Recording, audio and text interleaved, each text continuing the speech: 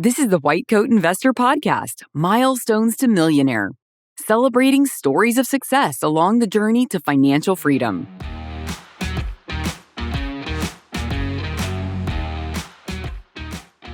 This is Milestones to Millionaire Podcast 159. Surgeon gets PSLF via the waiver. Getting quality, disability, and life insurance should be the first financial chore for a doctor to complete. Most docs don't have the ideal policy for their gender, specialty, state, or health status, and 1 in 7 doctors gets disabled at some point during their career. Because these policies can only be purchased through brokers, we put together a list of vetted agents who are experienced with working with the specific needs of medical professionals and who have your best interest at heart. If you have questions about insurance and what kind of policies would be the best fit for you, check out our insurance recommended list at whitecoatinvestor.com/insurance and feel the peace of mind that comes with knowing you have the optimal policy in place. You can do this, and the White Coat Investor can help. All right. You know what we do need help with, though? We need help with champions, WCI champions. These are the folks that pass out copies of the White Coat Investor's Guide for Students to their classmates. Okay, these are first-year students, mostly medical and dental students, MD, DO, DDS, whatever. But we are also, if you have a U.S.-based school, we will even send these out for PA, NP, and pharmacy schools this year. All you have to do is volunteer to pass them out. That's it. That's what makes you a champion. We send you a few boxes of books, you pass them out to your classmates, you get some swag. That's the whole deal. But by getting this information into the hands of your classmates early, you can change their lives. You can help them be financially literate, become financially disciplined, and when you apply that to the high income that they're going to have eventually, it will make all the difference in the world. Hundreds of millions of dollars of value that you can provide to your classmates by being a WCI champion. You can sign up whitecoatinvestor.com/champion. We only need one for each school, but we do need one. So please sign up. By the way, you're running out of time. We need time to print the books and get them out to you. So the deadline on this is March 15th. You've only got a couple more weeks. All right, we've got a great guest today. And this is kind of I don't know if it's an unusual milestone. We've had so many different milestones. We've certainly had somebody on before that got public service loan forgiveness. But I don't think we've ever had somebody who got it in this particular way. It's a very interesting story. And I think particularly if you're going for public service loan forgiveness, you will find this one absolutely fascinating. Stick around afterward. We're going to talk about probate, why you might want to try to avoid it. All right. Our guest today on the Milestones to Millionaire podcast is Shauna. Shauna, welcome to the podcast. Thank you. I'm happy to be here. Tell us what you do for a living and how far you are out of training. I am an acute care surgeon, and I've been out of residency for about 5 years now. 5 years out. Okay. So this is all adding up correctly. 5 years in training as a surgeon, 5 years out, 10 years total. Tell us about the milestone we're celebrating today with you. So the big one is public service loan forgiveness. So student loans are paid off. And then I've been thinking about signing up for milestones for a while because we hit back to broke, and now close to $500,000 in net worth also. So a couple other milestones there. Awesome. Congratulations. You've been knocking them down just like you're supposed to, one at a time here. You mentioned we. Who's we? Is there a partner or something? Yeah, I have a husband. We've been married for going on 12 years now. Okay. So what, halfway through med school or so? That sound about right? We got married right after medical school. So right after medical school. Training was 6 years for residency, with a research year thrown in, and almost 6 years out from, or 6 years this summer, I guess, from training. So very cool. What does your husband do? He's a mechanic. Mechanic. Okay. All right. So let's start with public service loan forgiveness. How much did you get forgiven? In total, it was about $245,000. Wow. That was almost all medical school loans. I had about, probably $18,000 of undergrad loans that I graduated with that were in payment, basically from the time I finished undergrad, with the exception of being in medical school. So tell us about the journey. Some people, particularly going for public service loan forgiveness, maybe not as much nowadays as a few years ago. It wasn't that easy to get public service loan forgiveness. Tell us what kind of problems you had getting it. My story is very unusual, and I basically did everything wrong every step of the way, and then really lucked out with the waiver that they released a couple years ago. So I didn't actually ever sign up for income-driven repayment. During training, we were in a very high cost of living area. Didn't feel like we could even make income-based repayments. And so I just sort of put my loans in deferment that whole time for 6 years, which is horrifying to think of now. But I just buried my head in the sand and figured it would all work out one day. And then turns out you were right, of course. It worked out, but I wouldn't necessarily recommend it. But I would like to sort of make sure that people know that sometimes like things do work out, even if you don't make the right decision starting from day one. I wish that the white coat investor had been around from the time I was in medical school. I think it started around the time I finished medical school and started training, but I wasn't aware of it. And but certainly the last 5 years, I've done a lot of education and would do things differently if I were going back, but that's okay. So I was about to refinance my loans when the COVID interest pause was announced.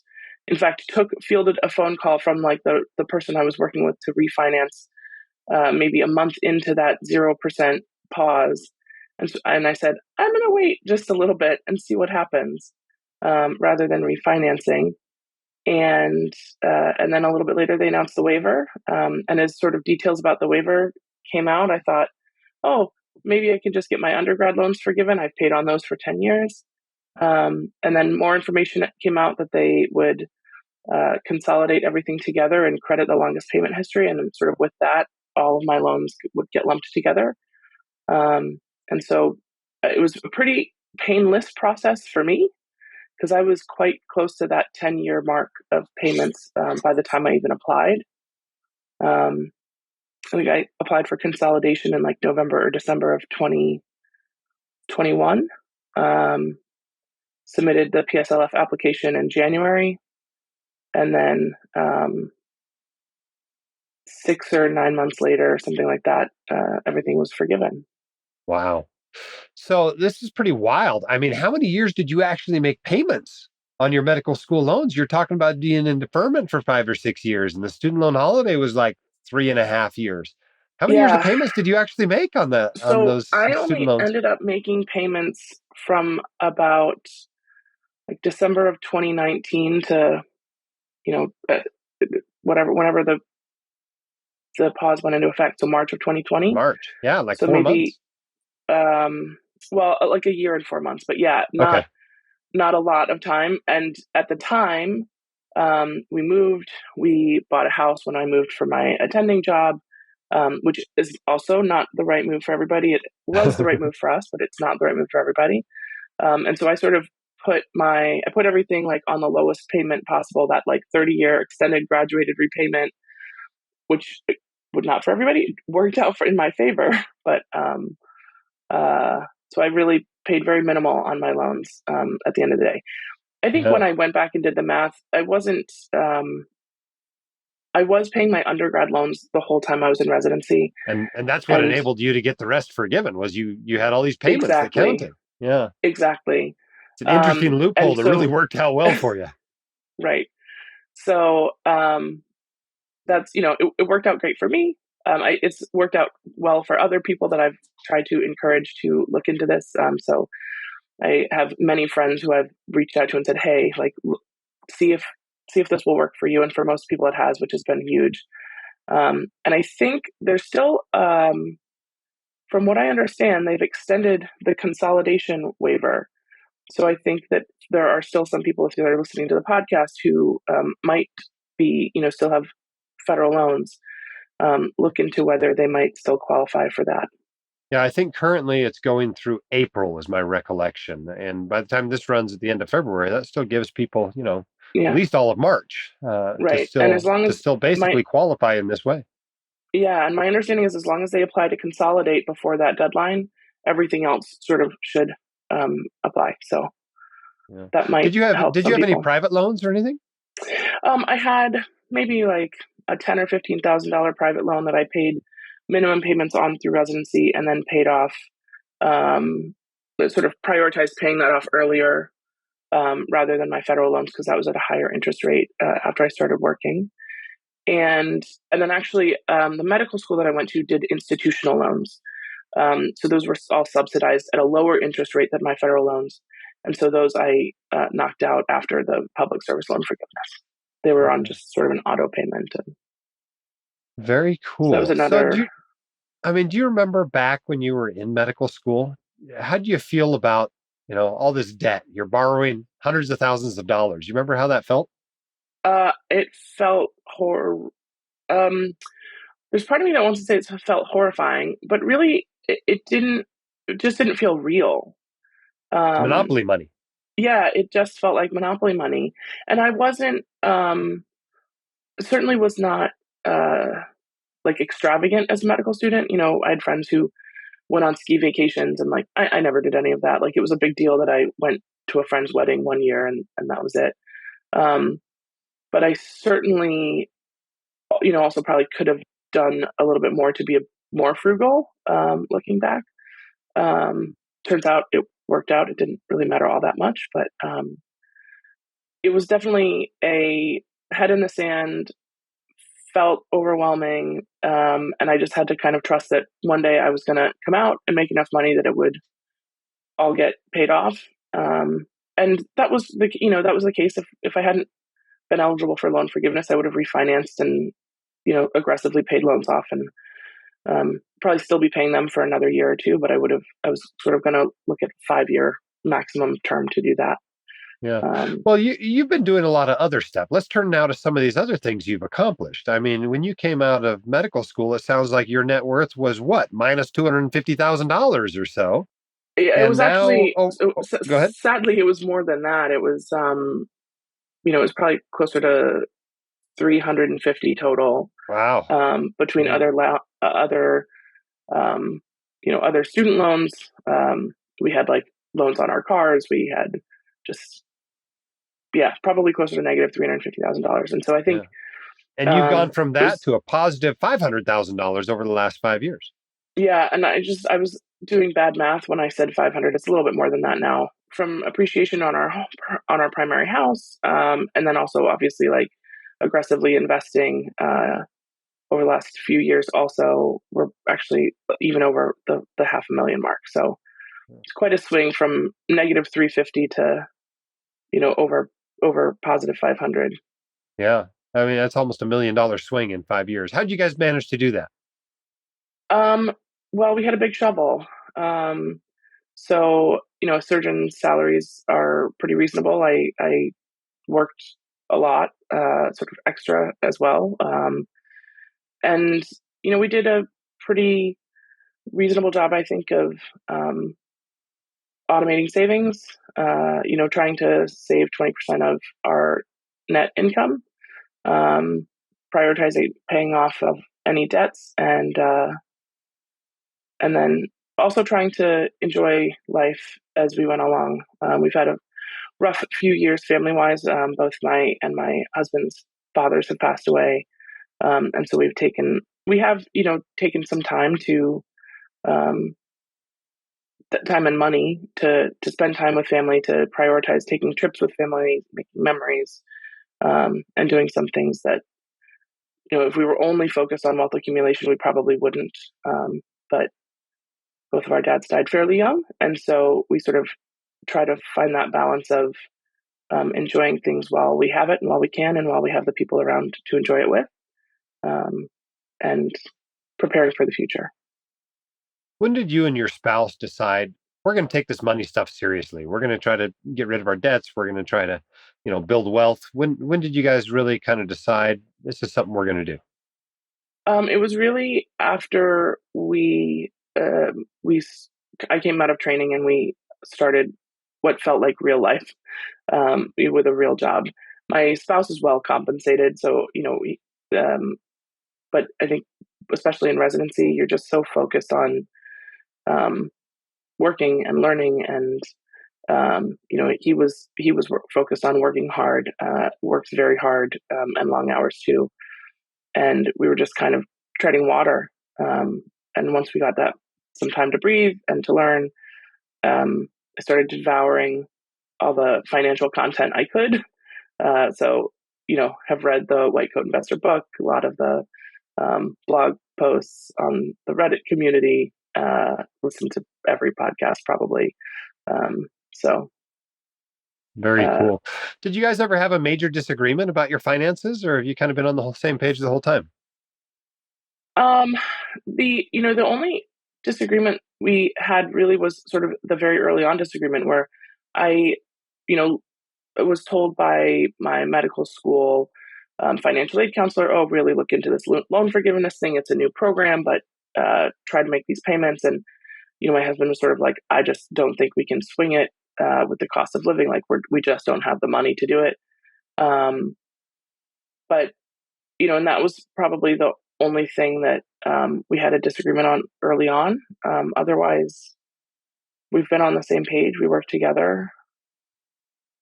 Very cool.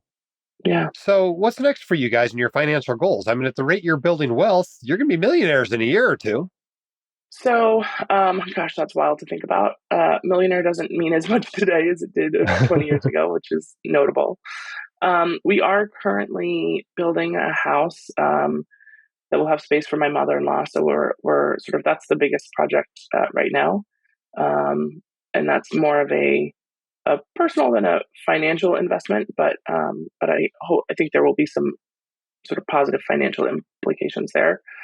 And I think we're going to still try to find that balance between accumulating for the future and sort of I would like to get to a point where I feel secure that I have enough saved that I can decide how and when I want to work. I don't anticipate really cutting back anytime soon, but I would like to sort of have the power to say, I don't want to do X, Y, Z, and I don't need to. So that would be, I think that's sort of the next target. So I don't know what dollar amount that's going to be. It's certainly more than 1 million. It's probably closer to 5, which will take some time, but. Yeah, very cool. Well, you guys are off to a great start. Congratulations on getting public service loan forgiveness. Some of that obviously due to some of the relatively recent rule changes in that, but congratulations on that. It must feel good to be rid of those student loans. And you guys also have a great start on building wealth and really getting off on the right foot. So congratulations to you both. Thank you very much. We couldn't have done it without your help, the WCI, the whole team's help. And sort of going back to the live like a resident, make some reasonable decisions, and remember that you have a big shovel. And so even if you have a big hole, you can dig out of it. Awesome. Fairly good advice. Easily. Yeah. Thank you very much. Thanks so much for coming on the podcast. All right. Glad you enjoyed that interview. It's interesting. We talk a little bit about moral hazard, and this isn't talking about people being moral, immoral, right? This is an economic term that when incentives maybe aren't exactly what they should be, people make different choices. I mean, that's the first law of economics, that people do what they're incentivized to do. And, and so there's a lot of people out there that feel like they played by the rules. They did the right thing. They refinanced their student loans in February of 2020 before the pandemic-related student loan holiday happened. And now they're kind of bitter that they didn't get those 0%, $0 payments for 3.5 years. Well, it's the same way for those who were really on top of their finances with their student loans, maybe paid off their student loans in 2 or 3 years. And then they're not so happy when they see somebody who, maybe didn't manage their student loans properly and ended up getting more benefit than they did. It's as I always say when we talk about these rules that are laid out by Congress and by the IRS, hate the game, but don't hate the player. If this is the way the laws are written, if medical students are allowed to be on Medicaid, if they're allowed to get food stamps, these are for low-income people. Medical students have low income. Just like PSLF is not just for social workers. It's not just for firemen and cops. PSLF is for anybody that works for a 501c3, whether you're making $800,000 a year as a surgeon or whether you're making, $24,000 a year as a social worker. It's all for you. So If you are going to work for a nonprofit, if you're going to be an academic doc, if you're going to work at the VA, and you have federal student loans, you ought to become an expert in all the rules regarding public service loan forgiveness. Now, remember this waiver thing, this thing that allowed this doc to get public service loan forgiveness. This thing expires in like 6 weeks.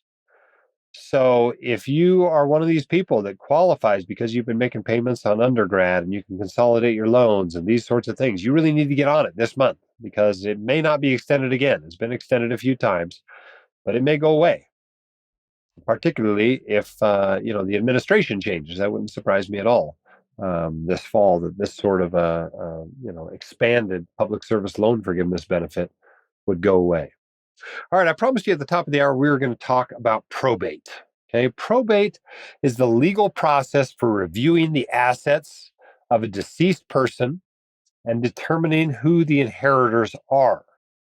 It generally focuses on a will. If there's a will, probate is all about making sure that the assets are passed out in accordance with the will. States also have laws of what's going to happen if you don't have a will. And this happens in most states like you would expect. It all goes to your spouse. If there is no spouse, it goes to your kids, and then so on and so forth to other family members. But probate is one of those processes that a lot of people would rather avoid. It varies by state, but in some states can be pretty expensive.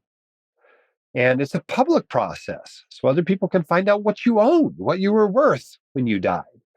And it can be time consuming. I mean, it might take as much as a year for the heirs to really get what's coming to them. And so for those reasons, a lot of people do what they can to avoid probate for part or all of their estate. It's interesting, though. In some states, it's not as big of a deal. Like when my parents went in and do their estate planning, they were basically told, no, this isn't worth trying to avoid probate. Probate's not too bad in Alaska.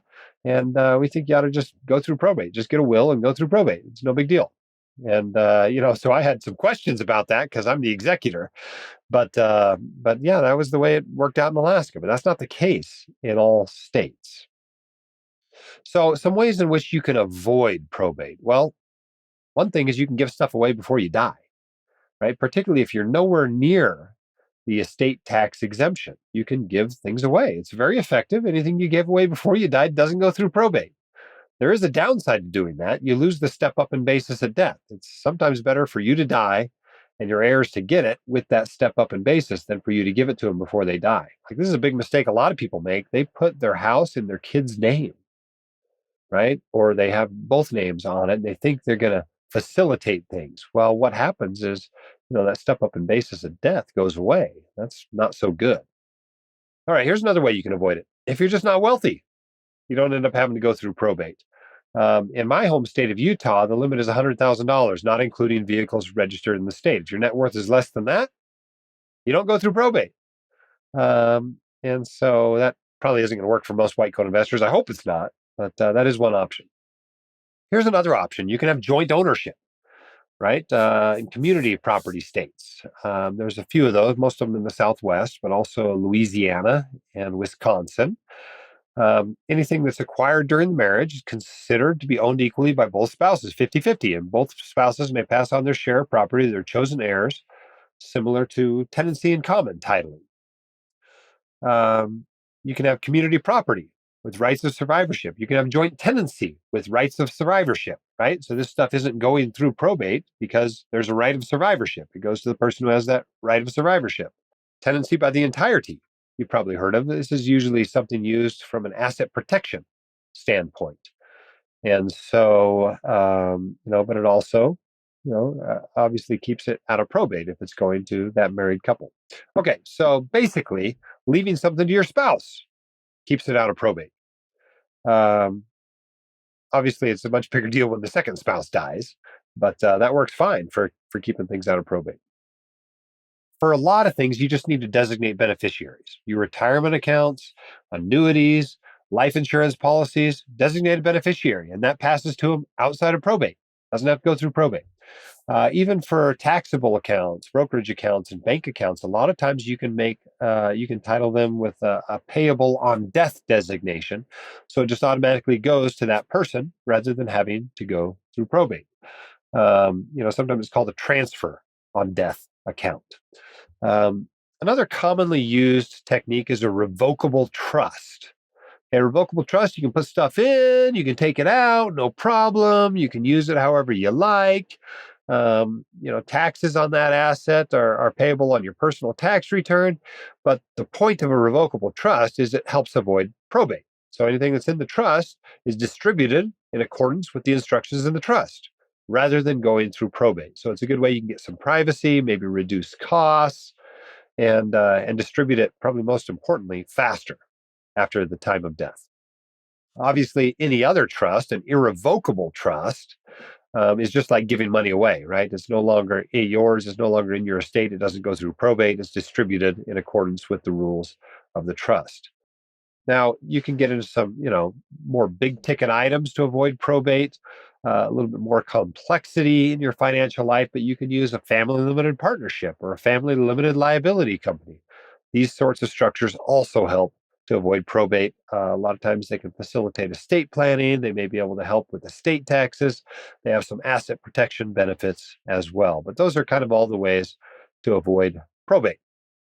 When you think about estate planning, there's really three reasons to do it. One is to make sure your stuff goes to who you want it to go to, and make sure your, minor children are taken care of.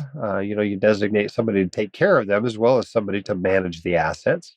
The second thing is to, of course, avoid probate, particularly if it's expensive or onerous, or you really want that privacy. And lastly, of course, is to avoid taxes, estate taxes, but also potentially income taxes. Those are the purposes of estate planning. And, avoiding probate is often a motivation for people to do some estate planning. All right, getting quality disability and life insurance should be the first financial chore for a doctor to complete. Most docs don't have the ideal policy for their gender, specialty, state, or health status, and 1 in 7 doctors gets disabled at some point during their career. Because these policies can only be purchased through brokers, we put together a list of vetted agents who are experienced with working with the specific needs of medical professionals and who have your best interest at heart. These folks sell hundreds of policies to white coat investors every year. They know the ins and outs. They can help you get the policy that's best for you. If you just want to have your current policies evaluated to see if you need to make a change, or if you know you need a policy, go to whitecoatinvestor.com/insurance and feel the peace of mind that comes with knowing you have the optimal policy in place. All right, this has been the Milestones to Millionaire podcast. If you'd like to apply to come on this, you can do so, whitecoatinvestor.com/milestone. We'd love to have you. We want to celebrate your milestones with you and use them to inspire others to do the same. Till the next time, keep your head up, shoulders back. You've got this. We'll see you next time on the Milestones to Millionaire podcast. The hosts of The White Coat Investor are not licensed accountants, attorneys, or financial advisors. This podcast is for your entertainment and information only. It should not be considered professional or personalized financial advice. You should consult the appropriate professional for specific advice relating to your situation.